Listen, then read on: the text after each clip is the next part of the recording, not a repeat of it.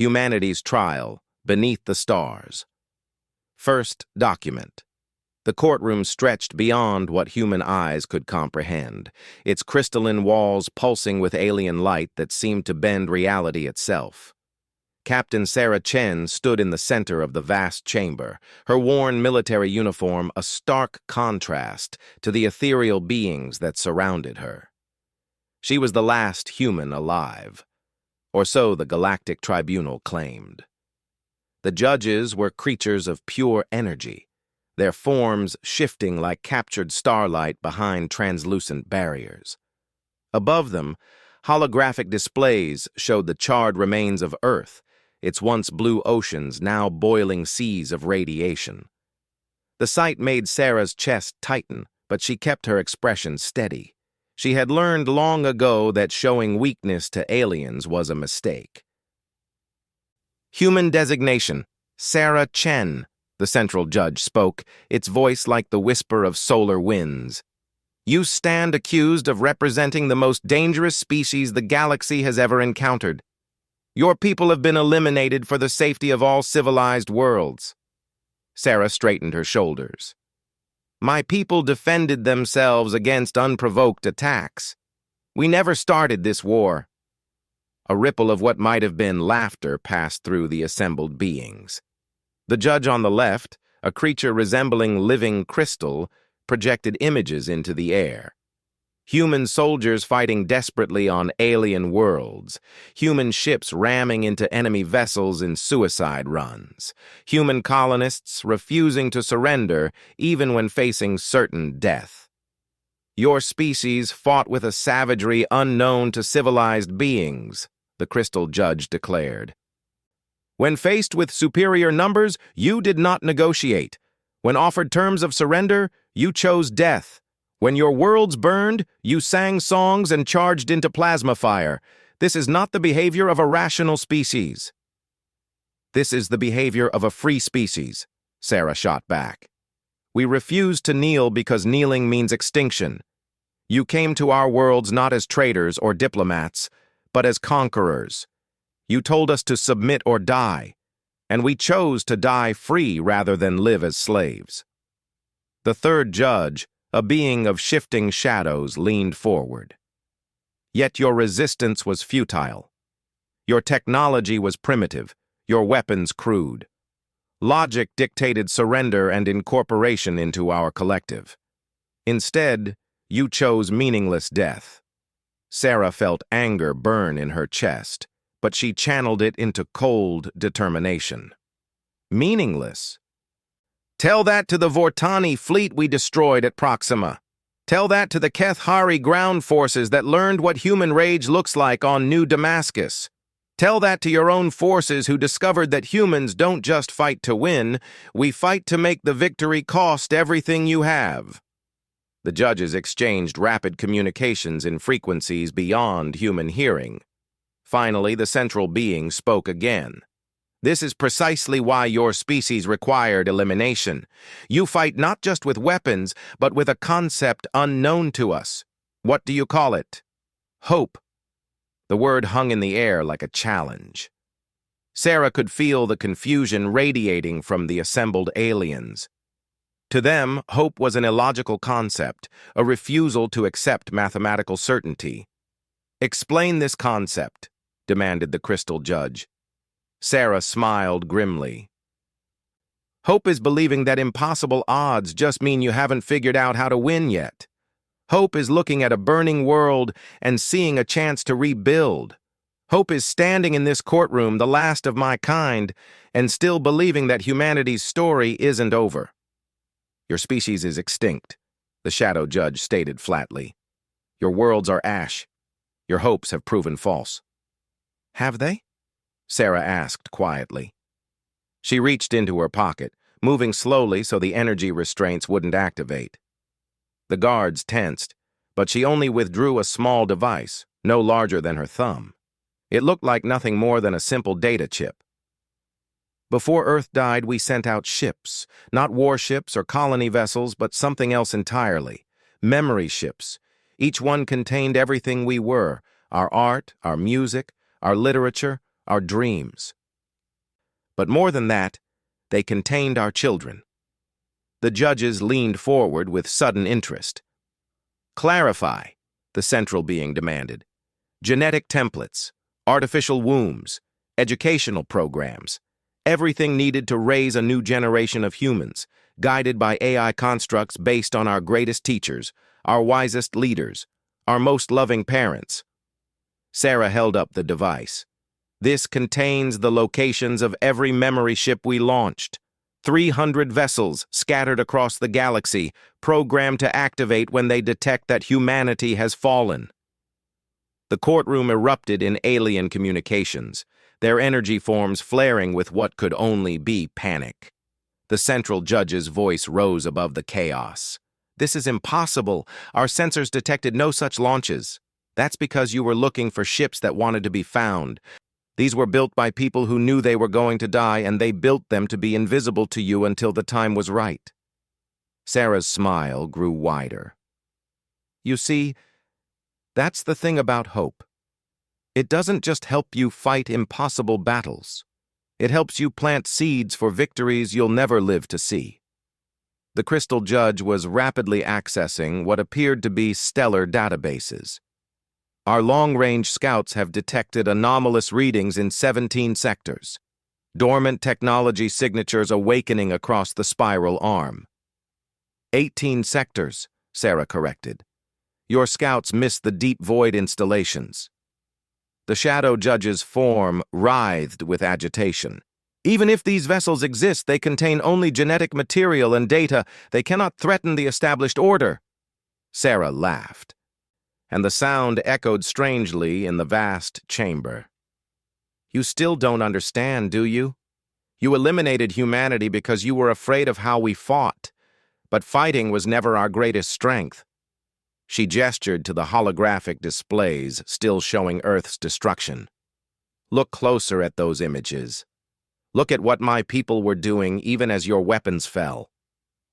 The displays shifted focus, zooming in on the final moments of human civilization. In the burning cities, humans were gathering children into shelters. In the countryside, farmers were still tending their fields, even with alien ships overhead. In the research facilities, scientists were still working on projects they knew they would never complete. "We don't just fight," Sarah continued. "We adapt, we learn, we grow, and most importantly, we remember." Those memory ships don't just contain genetic templates. They contain every lesson we learn from this war, every tactical innovation, every technological breakthrough you forced us to discover. The central judge's energy form flickered with something that might have been fear. "You speak of revenge. I speak of evolution." Sarah's voice carried the weight of prophecy. "You wanted to eliminate the species that fought too hard, that refused to surrender, that made victory too costly. Congratulations, you've succeeded. The humans you've killed were farmers and merchants, teachers and artists who learned to fight because they had no choice." She paused, letting the implications sink in. "The humans being born right now. They're being raised by the memories of warriors. They're learning from our greatest generals, our most brilliant scientists, our most cunning strategists. They're being taught that the galaxy is a place where peaceful species get enslaved or eliminated, where survival requires strength." The judges were silent now, their forms dim with what could only be dread. "But more than that," Sarah continued, her voice soft but carrying clearly through the vast chamber. "They're being taught about hope. Real hope. The kind of hope that sent 300 ships into the darkness on the chance that somewhere, somewhen, new generations would need the strength to stand free." The Crystal Judge accessed more databases, its form growing more agitated. "The genetic templates, they have been modified, enhanced." Sarah nodded. "We had time while you were hunting down our worlds. Time to improve on the original design. Stronger bones, faster reflexes, enhanced immune systems, better pattern recognition, improved memory retention, and one more thing." "What modification?" the Shadow Judge demanded. Increased neuroplasticity. The new generation will learn faster, adapt quicker, and think in ways we could never imagine. Sarah's smile was sharp as a blade. You wanted to eliminate a dangerous species. Instead, you've given birth to something far more dangerous. A species that was born in the void, raised by the dead, and taught that the galaxy belongs to those strong enough to claim it. The central judge's voice carried a tremor of uncertainty. This tribunal could order the destruction of these memory ships. Go ahead and try. Sarah's confidence was absolute.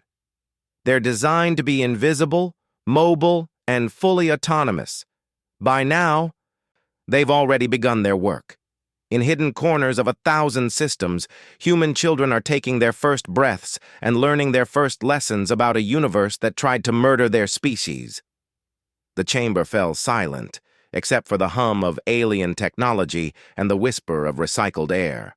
Sarah stood alone in the center of the vast space, surrounded by beings of immense power who were beginning to realize they had made a terrible mistake. "There is something else you should know," Sarah said finally. "Those memory ships? They weren't just built to preserve humanity. They were built to improve on it. Each generation will be stronger, smarter, more adaptable than the last, and they'll all carry one absolute certainty in their genes and their souls." "Which is?"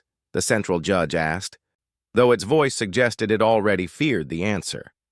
Sarah's smile was the smile of a woman who had found victory in defeat, hope in extinction, and future in finality. That this galaxy belongs to humanity, and every other species is just borrowing it until we're strong enough to take it back. The trial would continue for many more cycles, but in that moment, as alien judges contemplated the scope of their miscalculation, the real judgment had already been rendered. Humanity had been found guilty of being dangerous. The sentence had been extinction. The result would be evolution. Humanity's trial beneath the stars. Second document. 50 years had passed since Sarah Chen spoke her defiant words in the crystal courtroom. The Galactic Tribunal had dismissed her claims as the desperate fantasies of a dying species. But now their long-range scouts brought disturbing reports from the Outer Rim territories. Commander Zekthani of the Vortani Stellar Navy reviewed the data with growing unease. His scaled fingers traced patterns across the holographic display, each gesture revealing new anomalies in sectors once thought empty. Strange energy signatures bloomed in the void like flowers of light, marking the activation of technology that should not exist. "Sir," his communications officer chittered nervously, "we're receiving reports from 14 separate patrols. They've all detected the same phenomenon." Zekthani's serpentine head turned sharply. "Explain." "Massive structures materializing from what appeared to be empty space. Our scouts described them as impossibly complex, built with materials that don't match any known technology databases." The officer's chittering intensified. "Sir, some of these structures are larger than space stations." On the main view screen, images flowed past like a nightmare made manifest. Vast, geometric constructions hung in the darkness between stars, their surfaces gleaming with patterns that hurt to look at directly. They pulsed with internal light, as if breathing, as if alive. "Are they ships?" Zekthani asked. "Unknown, sir. They're not moving, but they're definitely active. Energy readings are off the charts, and they're broadcasting something on frequencies we've never encountered before." Zekthani studied the images more carefully. The structures weren't random. They formed a pattern, a vast network stretching across multiple star systems. As he watched, his blood grew cold with realization. "They're not ships," he whispered. "They're nurseries." The communication came 3 days later, broadcast simultaneously across every inhabited system in the galaxy. It wasn't transmitted through normal channels, but somehow appeared directly in the communication arrays of every vessel, every station, every world capable of receiving signals. The voice that spoke was human, but not quite. It carried harmonics that no natural throat could produce, and it spoke with the collective authority of something far beyond a single individual. "Children of the galaxy," the voice began, and somehow it spoke in every language simultaneously, each listener hearing it in their native tongue.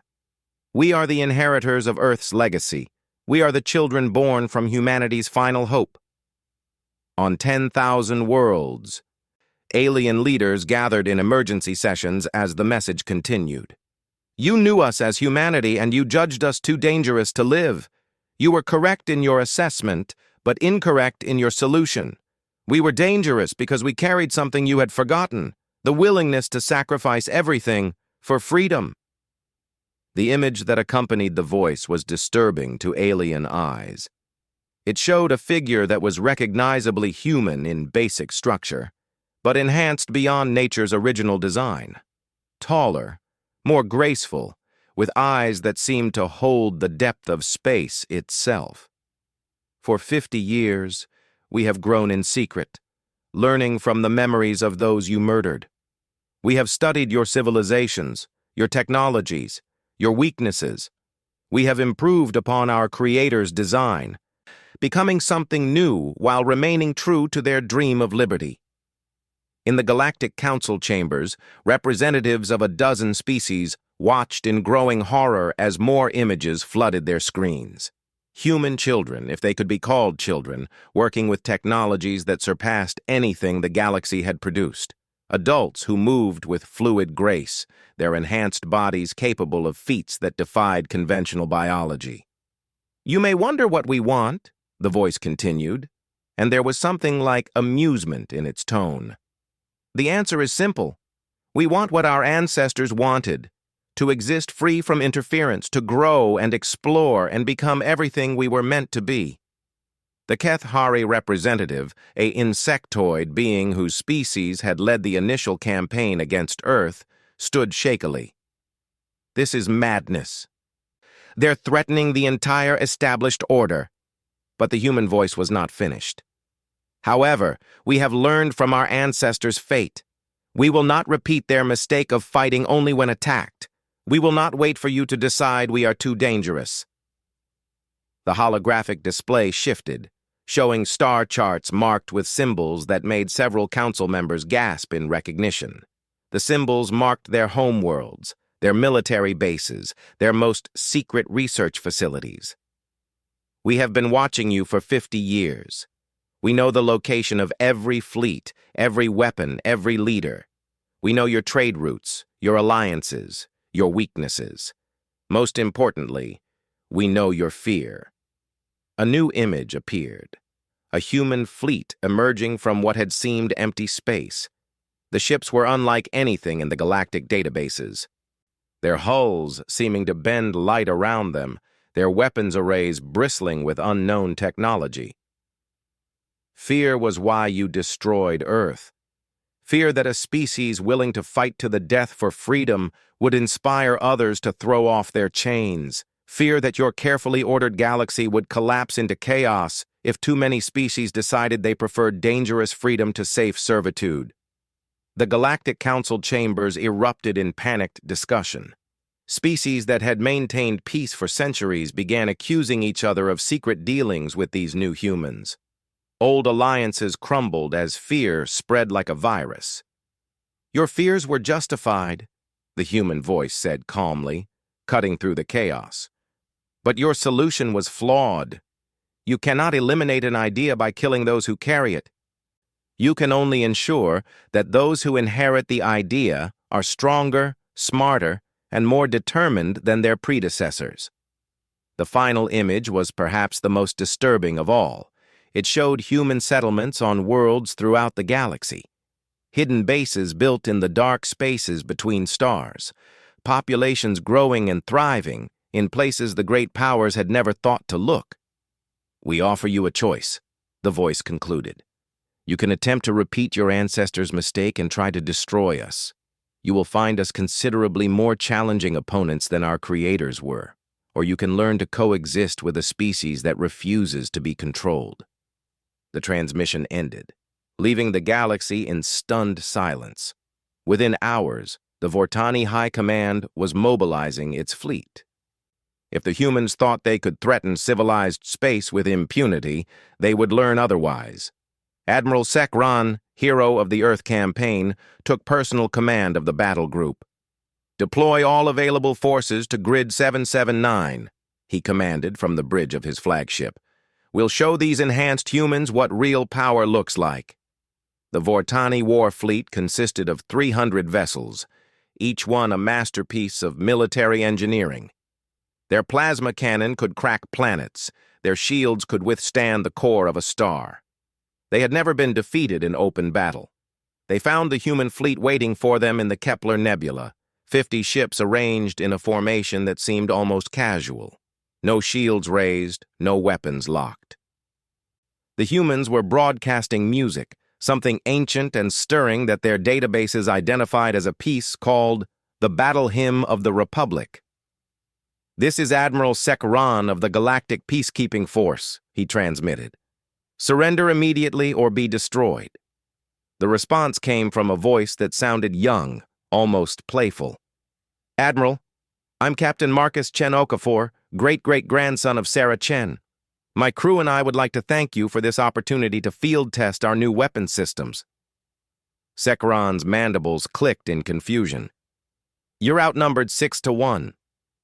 "Actually," the human captain replied cheerfully, "you're outnumbered about 600-1. You just can't see most of our ships yet." That's when the trap revealed itself. The space around the Vortani fleet began to shimmer as cloaked vessels materialized from nothingness. Not hundreds, but thousands of human ships, each one smaller than the Vortani vessels, but moving with impossible grace and precision. "We've been studying your tactics for 50 years, Captain Chen Okafor explained conversationally. "We know exactly how you fight, how you think, how you react under pressure. Would you like a demonstration?" The first human ship to open fire was tiny compared to the Vortani dreadnought it targeted, but its weapons cut through the alien vessel's shields like tissue paper. The explosion lit up the nebula like a newborn star. "New gravitational pulse technology," the captain explained as his fleet began its attack run. "We learned a lot from watching how your species destroys planets. Figured we could scale it down for ship-to-ship combat." The battle, if it could be called that, lasted 17 minutes. When it was over, the pride of the Vortani Navy was either destroyed or disabled. Admiral Sekran found himself alone on the bridge of his crippled flagship, staring at the human captain's image on his view screen. "We could have destroyed you all," Chen Okafor said quietly. "But we're not our ancestors. They fought because they had to. We fight because we choose to. And today, we choose mercy." The Admiral's voice was barely a whisper. "What do you want from us?" The human's smile was sharp, but not entirely unkind.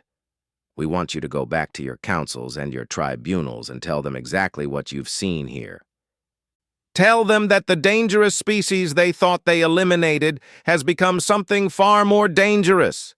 Tell them that humanity has returned to the galaxy, and we're no longer asking for permission to exist." As the surviving Vortani ships limped away, Captain Chen Okafor turned to his crew. They were young, all of them, born and raised in the hidden nurseries of deep space.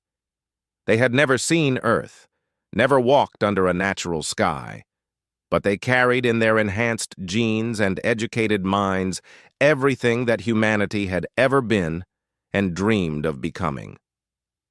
"Set course for the next grid reference," he commanded. "The Kethari Expeditionary Force should be reaching the Vega system about now." His tactical officer, a woman whose ancestors had been Asian and African and European, but who was now something entirely new, smiled with anticipation. "Shall we introduce them to our friends from the Darwin Initiative?" Chen Okafor's laugh echoed through the bridge.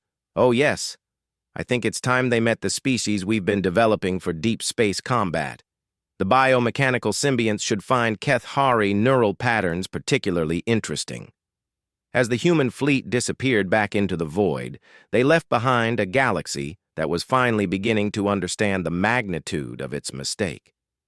They had tried to eliminate a dangerous species and instead created something that made their ancestors look tame by comparison.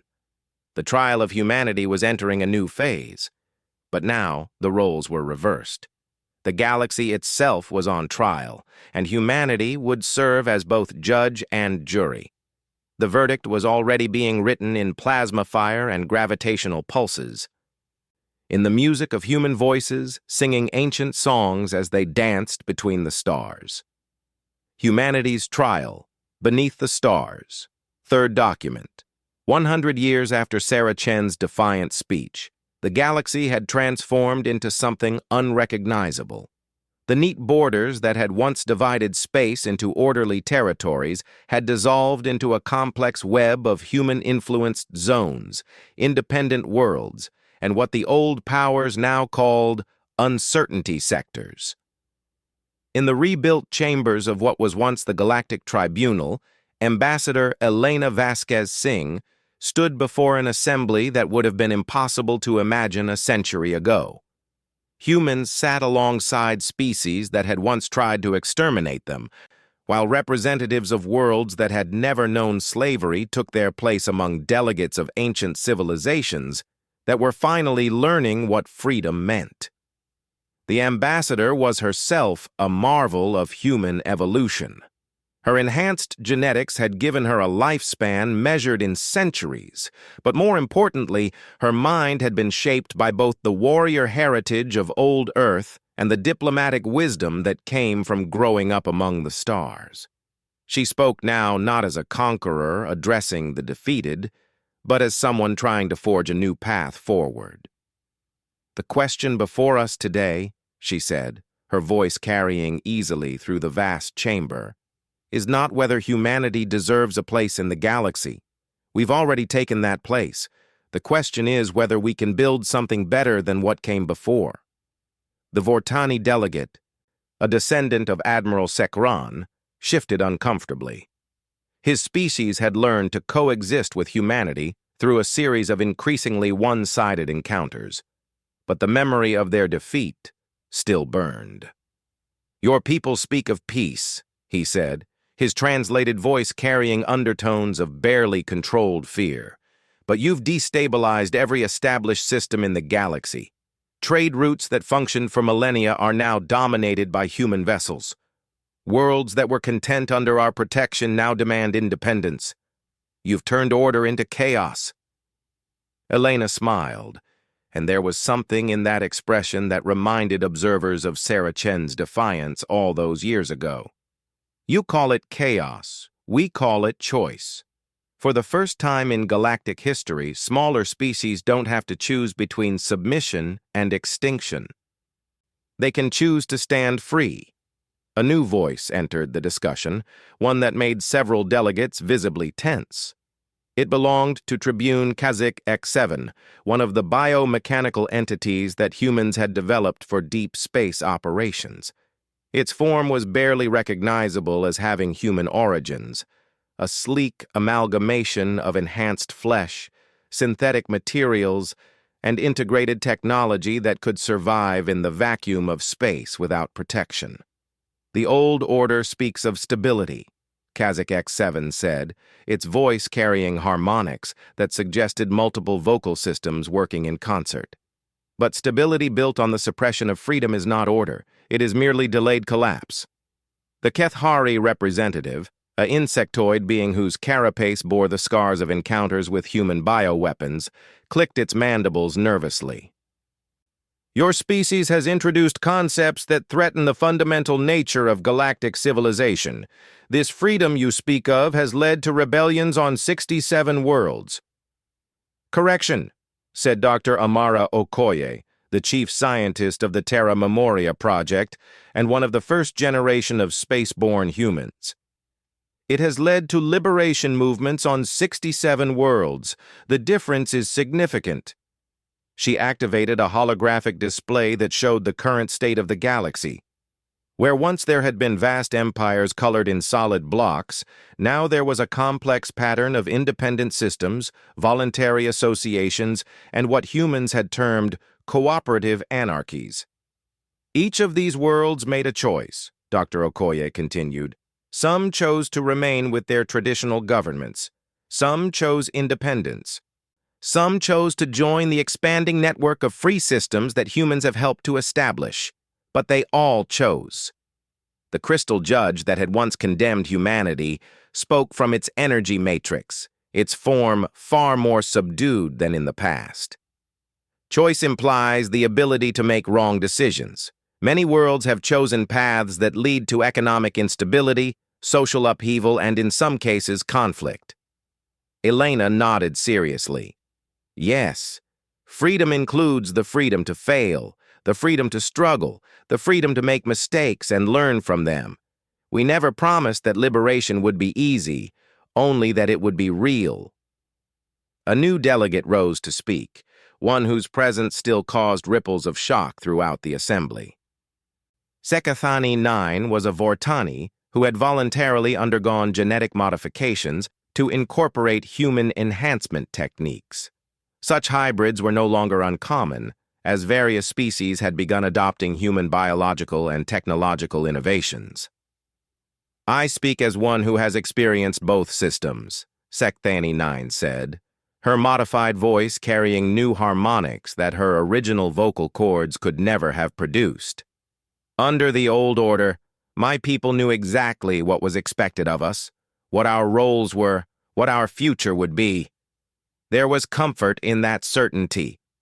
She paused, and her enhanced eyes seemed to look beyond the assembled delegates to something only she could see. But comfort is not the same as happiness. Certainty is not the same as fulfillment. When humans offered my world the choice to join their expanding network, half of my people said no. They preferred the security of the old ways. But the half who said yes, we have discovered things about ourselves we never knew existed.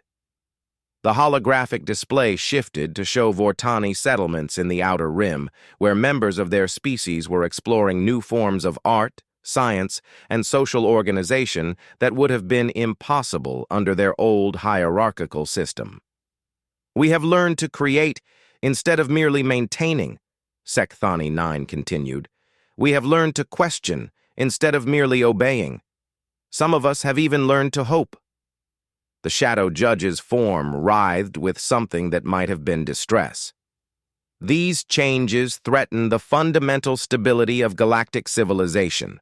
Without established hierarchies, without recognized authorities, how can order be maintained? Tribune Kazakh X7's response came with a sound that might have been laughter if it had come from a purely human throat. Order is not maintained, order emerges. True stability cannot be imposed from above. It must grow from the mutual consent of free beings working together toward common goals. But that requires trust, the crystal judge protested. Trust that beings will choose cooperation over conflict, that they will work for the common good rather than pure self-interest. Such trust is illogical when dealing with diverse species with incompatible evolutionary backgrounds. Elena stepped forward, and when she spoke, her voice carried the weight of a century of human experience among the stars. You're right that it requires trust, but you're wrong about it being illogical. Trust isn't a calculation. It's a choice, and that choice is what separates civilization from mere organization. She gestured toward the assembly around them, where species that had once been enemies now worked together to address common challenges. Look around this chamber. 100 years ago, most of the beings here would have been shooting at each other or plotting conquest. Now they're debating philosophy and governance. That didn't happen because we forced it. It happened because humans offered an alternative to the endless cycle of dominance and submission that characterized the old galaxy. The Kethari representatives' chittering grew more agitated. But at what cost? Your species has introduced weapons technology that could destroy entire star systems. Your biomechanical entities reproduce without traditional constraints. Your artificial intelligences operate beyond any established protocols. You speak of freedom, but you've created the potential for chaos on a scale the galaxy has never seen. Dr. Okoye's smile was both sad and proud. Yes, we've created dangerous things. That's what free beings do. They explore the boundaries of what's possible, even when it's risky. But we've also created beautiful things, beneficial things, things that make life better for everyone willing to embrace them. The display shifted again, showing human-designed habitats that could support multiple species, medical technologies that had extended lifespans and reduced suffering across hundreds of worlds, and artistic collaborations that blended the aesthetic traditions of dozens of different cultures. The question isn't whether freedom is dangerous, Elena said quietly. It is. The question is whether the dangers of freedom are worse than the certainty of oppression. A long silence fell over the chamber. When it was broken, it was by a voice that no one had expected to hear. The Central Energy Judge, the being that had once condemned humanity to extinction, spoke with what might have been wonder. We observe that your species has fundamentally altered the nature of galactic civilization. The old patterns of conquest and submission have given way to something unprecedented. A galaxy where beings cooperate by choice rather than compulsion. Elena nodded. That was always the goal. Not human dominance, but genuine cooperation between free beings. Yet your species remains militarily superior to all others, the Shadow Judge pointed out. Your ships are more advanced, your weapons more powerful, your soldiers more capable. What prevents you from simply imposing your will as others have done before you? Tribune Kazakh X7 answered this time, its biomechanical form shifting to project holographic images of human colonies and settlements throughout the galaxy. Because imposing our will would require us to become what we fought against. The moment we start demanding obedience instead of offering choice, we become just another imperial power. And imperial powers eventually fall, either to external enemies or to their own internal contradictions. So you maintain your power by choosing not to use it? The Crystal Judge asked, its form pulsing with confusion. Elena's laugh was soft, but carried clearly through the chamber. We maintain our strength by sharing it. Every species that adopts human technologies becomes stronger. Every world that embraces human principles of freedom becomes more prosperous. Every being that learns to hope becomes a potential ally rather than a conquered subject. She turned to address the entire assembly, her enhanced voice reaching every delegate in their native language. The old galaxy was built on a simple principle: the strong rule the weak. But that principle contains the seeds of its own destruction because it creates endless cycles of rebellion and conquest. Strength without wisdom is just organized violence. Wisdom without strength is just wishful thinking. But strength guided by wisdom, power tempered by choice, freedom balanced with responsibility. That's the foundation of something that can last. That's what we're building here. Together. The Vortani delegate who had spoken earlier rose slowly. And if we refuse? If some species choose to return to the old ways of conquest and empire? Elena's expression grew serious. Then you'll discover that while humans have learned to choose our battles, we haven't forgotten how to fight them. The difference is that now we fight not for conquest, but for preservation. Not to rule, but to protect the right of others to choose their own path. Sekathani 9 stood as well, her modified form a living symbol of the changes sweeping the galaxy.